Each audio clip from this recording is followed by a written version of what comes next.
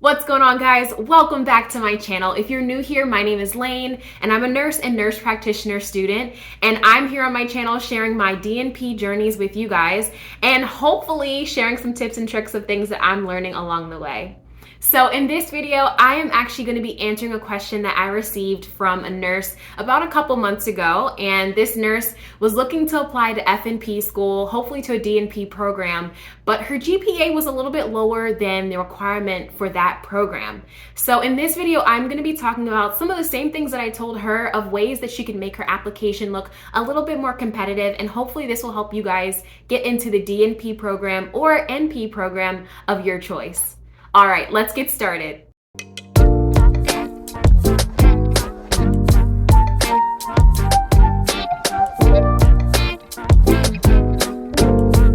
Wait, hold up. Before we get into the video, I just want to give everyone a special thank you because we have reached over 1,000 subscribers. Yay! Thank you guys so much for supporting my channel, and I hope that this channel has really helped you all in your NP journeys, wherever that may be. Please send this video to other people so that it helps them, but I never thought a year ago when I started this channel that we would be here, and this is honestly, guys, this is honestly just me sharing my experience with you, so I'm really glad that it's been helpful. But yeah, this is just my little thank you guys for supporting me video. But yeah, let's get back to the video. So this isn't true for necessarily all NP programs, but many graduate schools and NP programs expect you to have a 3.0 or higher when it comes to your GPA. But as we all know, in the past few years with COVID, if you were trying to get your BSN, it could have been extremely stressful, whether that be from family obligations, working multiple jobs, trying to make ends meet, mental health, burnout. All of those things could have potentially made you had a lower GPA than what you would have otherwise had. And I think that's something that's definitely important to explain when you're applying to FNP school, if that applies to you. So the first thing that I would advise you to do is actually write a letter of explanation, whether that be within your essay when you're writing whatever essay is required for that school, or if you are to submit a separate letter of explanation, just talking about why your GPA was the way that it was. I think that that is something that's very helpful, and it's not going to necessarily exclude you from getting into NP school if your GPA is low. So definitely just talk about what specific challenges, obstacles that you were facing at that time, and talk about even how that has helped you to grow as a person, and how since then you've, grown and how you've addressed certain things in your life. The next thing that I would do is try to get some letters of recommendation from your previous professors from undergrad.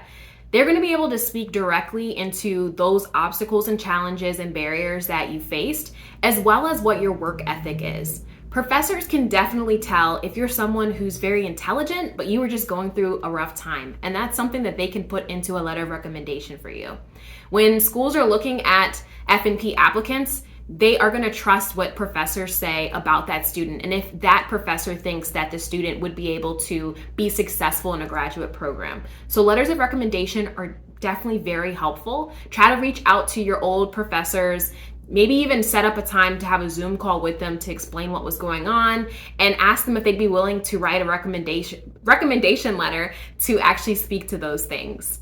Something else that you can do to help with your GPA specifically is also retaking some courses or trying to take additional courses to show that even though in undergrad it was very hard for you as you were trying to learn all of this new stuff and being in healthcare for the first time, just to show them that you are ready for some academic rigor at this point. So that could be even retaking a statistics class, taking an advanced pathophysiology class at a community college, just to show them that you are very serious about this and that this is something that you can handle. Along those lines, something else that can also show the admissions office that you're very serious and that you're able to take on graduate studies would also be to get a certification in whatever practice setting that you're in.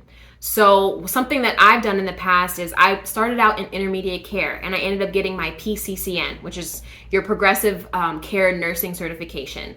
And so that's something that can help you if hey, maybe you didn't do as great in undergrad, but now you're very proficient in whatever setting you're in. And being able to study for a certification exam definitely shows that you are ready for the rigorous academics that you'll have to take on in your graduate studies. So being able to do that, whatever vein you're in, like I'm saying, you don't have to get whatever I got, but whatever setting you're in, after a couple of years, usually you're able to apply for that kind of exam, and that will definitely show them that you're very serious about growing in your professional development in your career. The last tip that I have of something that you can do that I think would be very helpful, especially if you're looking to get into a DNP program, is get involved with practice leadership and quality improvement on your unit or wherever you're practicing. So especially if you're in the hospital in an inpatient setting, there's usually a unit practice council or a hospital-wide practice council, or there's unit champions and ways that you can start getting involved in ways to improve patient health outcomes on your unit. This is, like I said, very important if you're trying to get into a DNP program, because DNP programs are a lot about quality improvement and translation of evidence into practice.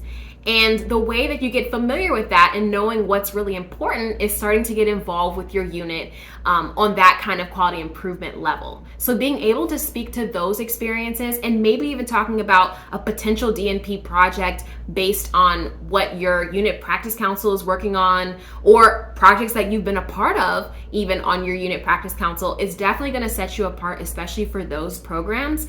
And if you're able to articulately speak on those things, that's going to make you look very attractive as an applicant for these programs despite having a lower GPA, because that's something that not a lot of nurses necessarily have before going back for their NP degree. All right, guys, so those are the 5 things that I think could be very helpful if you have a low GPA, but you want to go back to NP school. Please don't be discouraged. There's definitely a place for you. And just because you got a low undergrad score for your GPA does not mean that you would not be a good nurse practitioner. It's just proving that you have the initiative and proving that you're a hard worker and that you want it. And then the admissions department or the admissions person is going to see that, and they're going to want you in their program. So definitely comment below, guys, if that was you had a low GPA, but you were able to do things. Let us know in the comments below, and let me know if these tips were helpful, because I love to get you guys' feedback. But yeah, thanks for watching this video. Please like this video, hit subscribe, and I will see you guys in the next video. All right, peace.